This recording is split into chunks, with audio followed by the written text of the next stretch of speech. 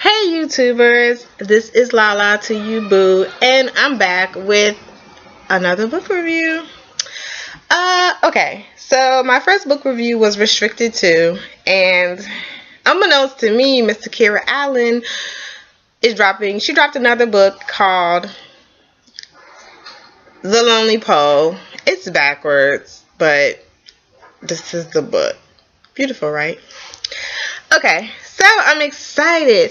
So I was on Instagram. I followed Takerra Allen on Instagram, and she was speaking about how she was writing a book for a while now, and it had gotten up to 720 pages, and that is really close to her heart, and she definitely wants to release it, and it'll be coming out in two releasings. It just came out like around the 30th of March, and I got it like Friday. I think I was reading it a little bit Saturday. I kind of peeked, and then Sunday I read it all day. The Lonely Pole is 720 pages in total, so it's broken up in, I think, like 320 pages each. And so I'm going to get into the review. I have to actually re-record this because I don't know how to do all that crazy editing and all that stuff as of yet. So the story basically follows our lead character, Baby, and she is a trained dancer, and she's in Juilliard dance school, and after some untimely events, she is forced to find a way to pay her tuition. And we're gonna follow her as she navigates throughout her life as a now stripper. Then we meet Naima, and she is a mother, and she is newly single, and she is living with her parents, and she's trying to support her kids, and basically sounds like she's starting her life over because initially she did have a partner, and they had some drama, and Naima's forced to be the breadwinner after playing backseat to her baby daddy for so many years after so many kids. And she's a stripper, but she has a trick that she does that ultimately she does not want to be known for. She does not want to do it. She's not a headliner. Kind of get the feeling like she's like she is the I can't think of her name in the Players Club when it was Ronnie. She's Ronnie's friend. She's the I can't think of her name, but you know what I'm talking about. The comedian. She's that girl. I'm so tripping. Okay, so then we meet Portia, and she's like the headliner. She's like the queen bee. She is basically supporting herself after something happened to her husband. She has a daughter, and she's also related to a family of criminals. But she has expensive, extravagant taste. She has a little bit of a attitude. I mean, she's kind of like the head bitch in charge. And, I don't have a problem with Portia's attitude. I think if I had to dance, I would definitely have that attitude. Because, I mean, it is a job. Kind of got to be professional. I don't know why she has to be nasty to the other girls, but that's just Portia. So, and we move on to Roxy, who is definitely Dominican girl lost. Once you read her backstory, I was just like, I just want to give this girl a hug. I get that she's kind of tatted up. She's like she's exotic, but she's also like kind of like the badass one. She has the tats and stuff. So she'd be the one you see in the strip club with the tattoos and, guys like that. So, kind of like the tattoo grunge look, but she's Dominican. So, kind of like edgy. That's what I'm looking for.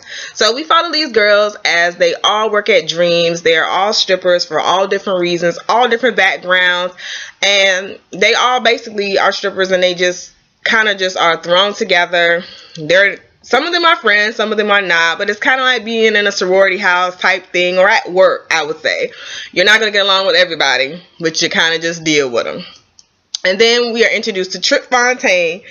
Trip Fontaine is a man that Baby has a crush on, and I was really interested in their storyline because he is a judgmental somebody, but my thing is, your sister does it, so what's the problem? But yes, he's supposed to have these high quality standards for women because they definitely have this like get money team of them of him and his cousins. So he's like the man around in the streets. And baby sees him and it's love at first sight. To her, he is a man. She is young girl, but you know, he's a man. So you know, he got her caught up in her. He gets her caught up in his little, you know, in his aura. You know, she's intrigued, and you know, as a reader, I'm like, I don't see this going nowhere but bad. But you know, it's whatever. You gotta live and you learn, because we done all been there, boo. So I mean, the story is, what can I say? It's delicious. It's like an apple, you know, a hot juicy apple. It's just, you bite it and it's ripe and its juice is just flowing all down your mouth. Yeah. It's a very good story, engrossing story. I loved it. I finished it like Sunday. Like, I read it all the way through, straight, no breaks. My son was like, Mom, can I get some milk? Mom, can I get some crackers? Mom, can I get a sandwich? I was like, what time Daddy come home? I'm busy.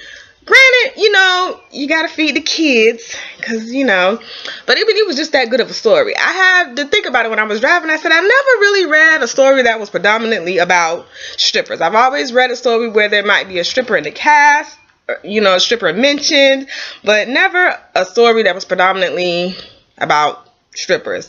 Now, we all know she may have set the tone for everybody else to take, you know, to copy, but me, myself, I was like, I've never read a story like where it's all about strippers. You know, strippers get a bad rap, and honestly, I don't knock nobody's hustle. I'm like, whatever floats your boat, you do what you got to do. Your circumstances, however you make money, do it. Because, you know, at the end of the day, bills have to get paid. And if that's your hustle, if the men are going to pay, then, you know, then it's whatever.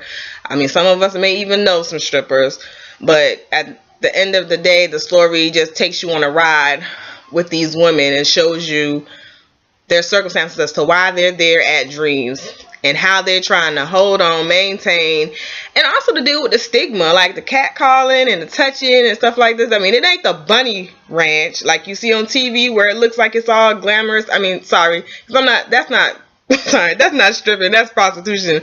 Okay, like, I don't know, like I've seen strippers, I've been to strip events with the men, and I always feel like the women just act like they've never seen a man before, let alone a naked man. I personally don't like how they act around them. I've seen people kiss strippers in their mouth, tongue kiss.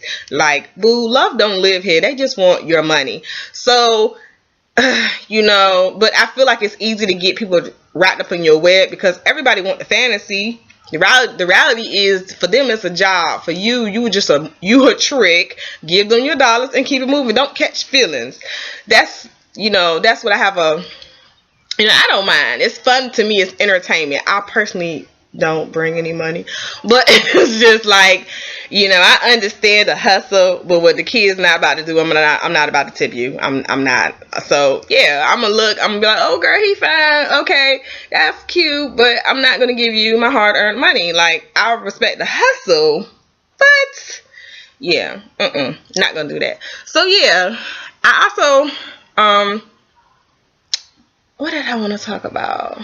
Oh, Trip is just, oh my god, like, it's certain things that I did not like about Trip, because I was just like, okay, God, give her a chance. I'm over you being like, you know, it's a certain caliber of a woman that Trip has to have. Okay, but at the end of the day, boo, you are who you are. She is who she is. You talking about you only mess with chicks with degrees. I find that very funny, because in the story, you know, I was getting like the vibe, like the dudes from Takers, you know, come on now. Like, I didn't like some of his characteristics. Like, I understand keeping somebody at an arm's length because you think they might be trouble, or you think, I want to mess with her, but I just don't want to get caught up. That's what I felt like he was doing. But then I also felt like, you know this girl checking for you, and you just keep playing her heartstrings, and I was kind of annoyed at him. But I also, you know, I have to give Takerra her props, because she always makes, yeah, like I was saying, Takerra always writes these novels with these interesting male characters that are just so smart, so great, so rich, so handsome, so well put together.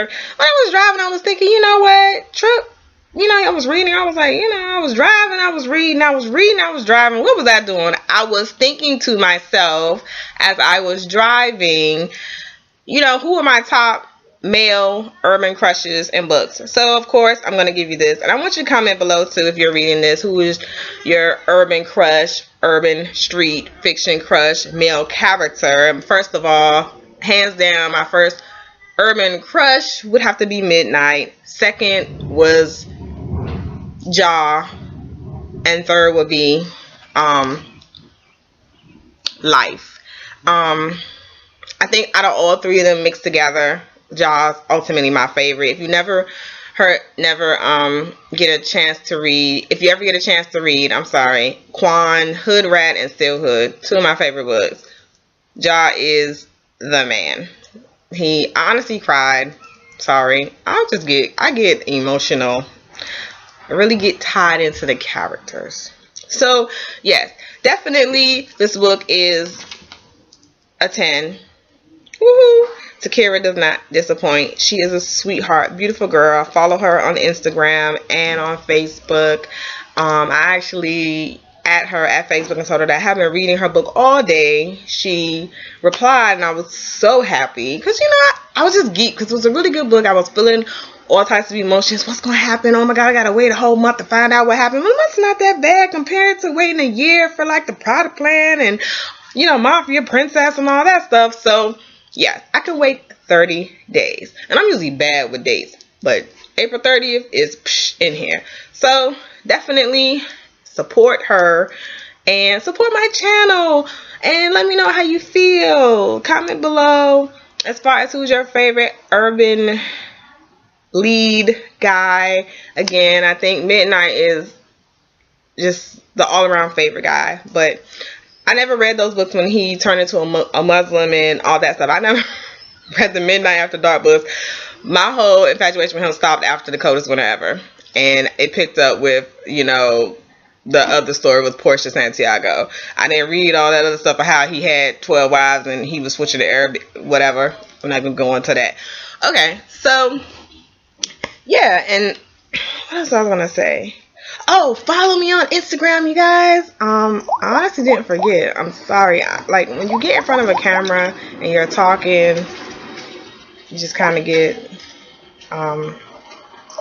sidetracked. But anyway, follow me on Instagram. It's Lala2uboo, LALA, the number 2, you boo. And follow me. I'll follow you back. And let's get this thing rolling. If not, I'll holler. Bye.